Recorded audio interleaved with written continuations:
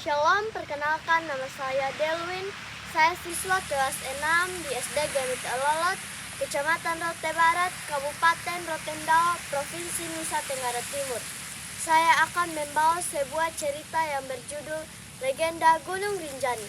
Selamat menikmati. Legenda Gunung Rinjani.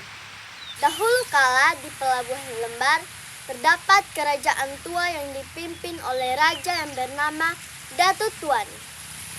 Datu Tuan memimpin kerajaan hingga rakyatnya hidup makmur dan bahagia.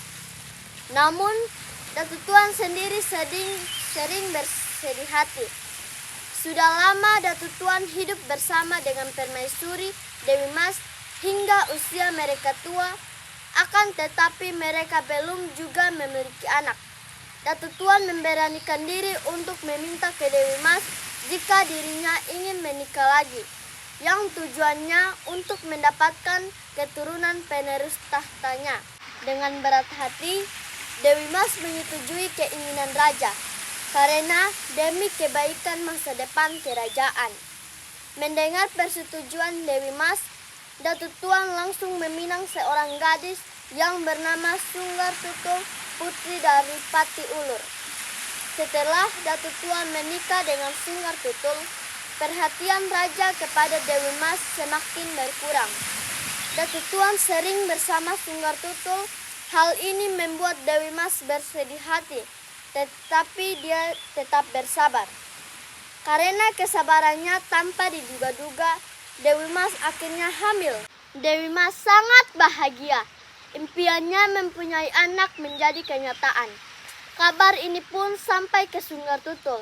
Dia iri dengan kebahagiaan Dewi Mas. Dia takut jika sang raja kembali perhatian kepada Dewi Mas. Sunggar Tutul pun membuat rencana jahatnya untuk menyingkirkan Dewi Mas dari kerajaan. Suamiku, bagaimana bisa Dewi Mas hamil? Padahal selama bertahun-tahun dia tidak bisa hamil. Jangan-jangan dia selingkuh. Ini bisa menjadi aib kerajaan, ucap Sunggar Tutul kepada raja. Datu Tuan menjawab, "Apa yang kamu pikirkan ternyata benar juga, istriku. Aku akan mengusir Dewi Mas dari kerajaan. Ini semua demi nama baik kerajaan."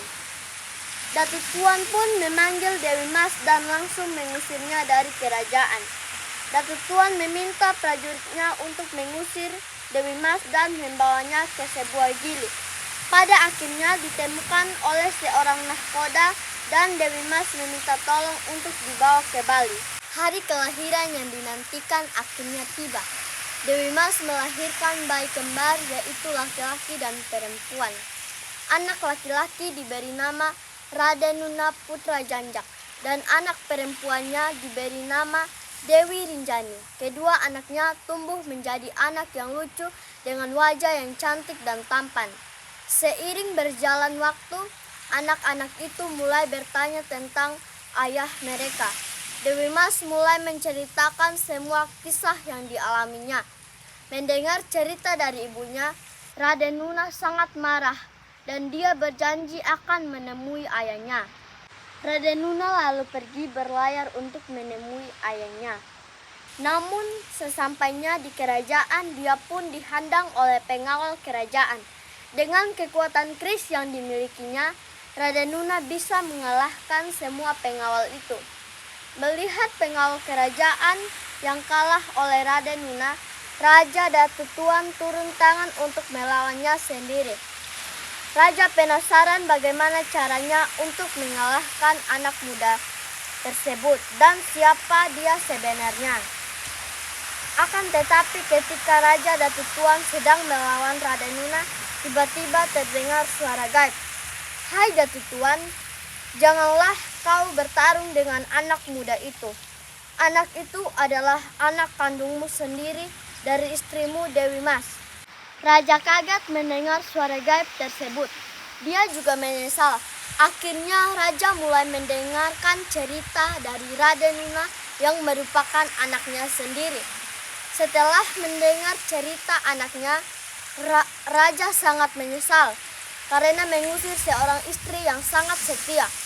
Dewi Mas akhirnya kembali ke kerajaan bersama kedua anaknya.